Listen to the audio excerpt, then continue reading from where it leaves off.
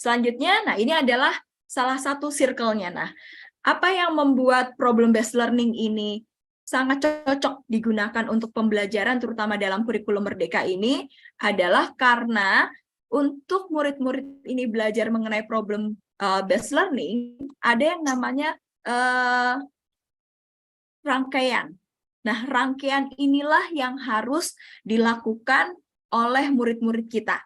Inilah yang membedakan antara problem-based learning dengan problem solving tadi.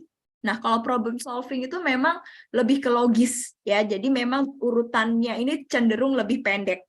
Sedangkan kalau problem-based learning, ini urutannya harus terstruktur. Nah, kenapa harus terstruktur, harus ada urutannya? Nah, balik lagi, kita ingin mengajarkan murid ketika dia menghadapi sebuah masalah, dia terbiasa untuk menggunakan pengetahuan-pengetahuan lain, kemudian terbiasa untuk melihat masalah dengan paradigma yang berbeda-beda, sehingga nanti solusi yang dia dapat adalah solusi yang memang terbaik dari sebuah masalah.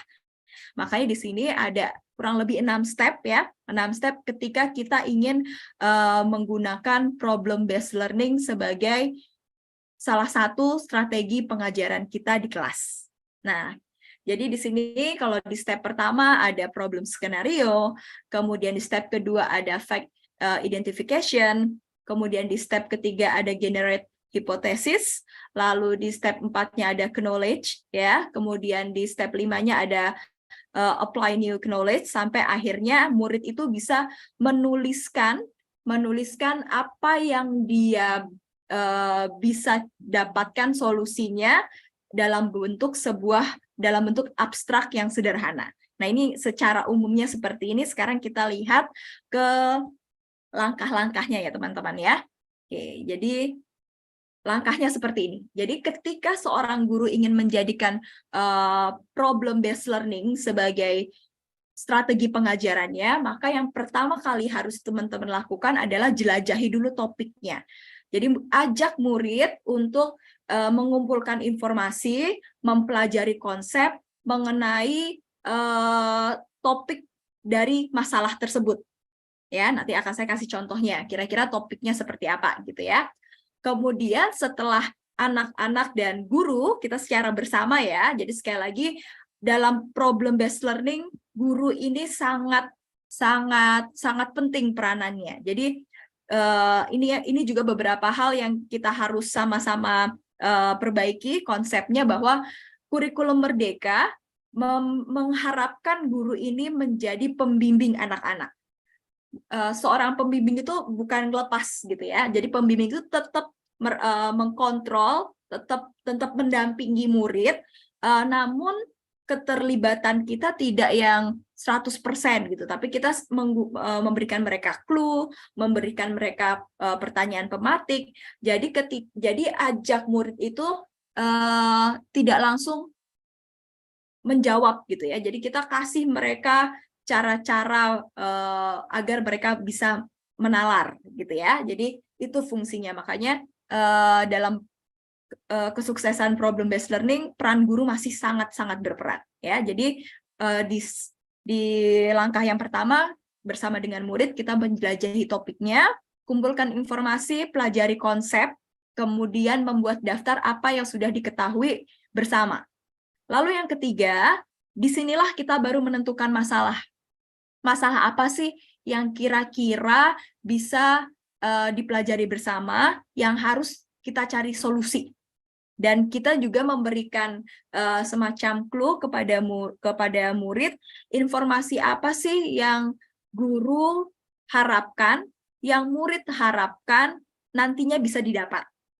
Ya, makanya sangat penting ketika kita mulai pembelajaran, kita harus tahu dulu nih tujuan kita tuh mau ngapain menggunakan PBL ini. Lalu yang keempat, kita kasih waktu.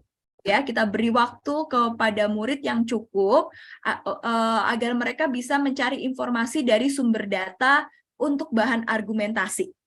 Nah, di sini untuk sumber data, beri mereka keleluasaan mencari sumber data tidak hanya dari buku paket, tapi kalau bisa ada sumber-sumber lain seperti artikel, atau mereka bisa jelajah internet gitu ya, tapi nanti ada tips nih yang terkait dengan literasi digitalnya.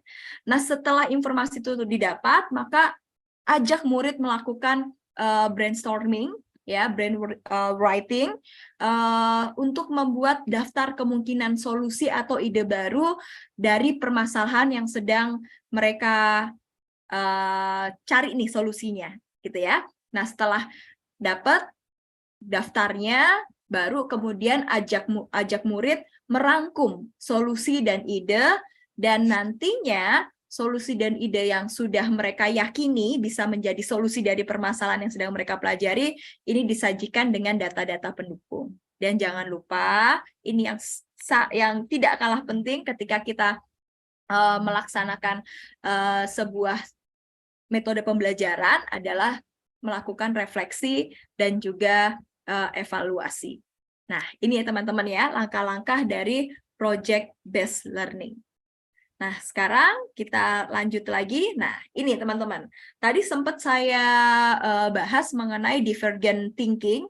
Jadi divergent thinking ini salah satu hal yang menarik kalau kita melakukan problem based learning dalam bentuk kolaborasi.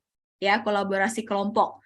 Nah, di sini kita bisa meminta murid memilih atau berbagi peran, ya, sehingga ketika dalam langkah mencari informasi, nah di sini murid-murid bisa saling memiliki peran, ya. Jadi di sini ada peran-peran, ya, ada peran-peran dari kelompok murid tersebut, sehingga nantinya setiap anggota kelompoknya bisa memberikan kontribusi dalam pencarian solusi sebuah masalah.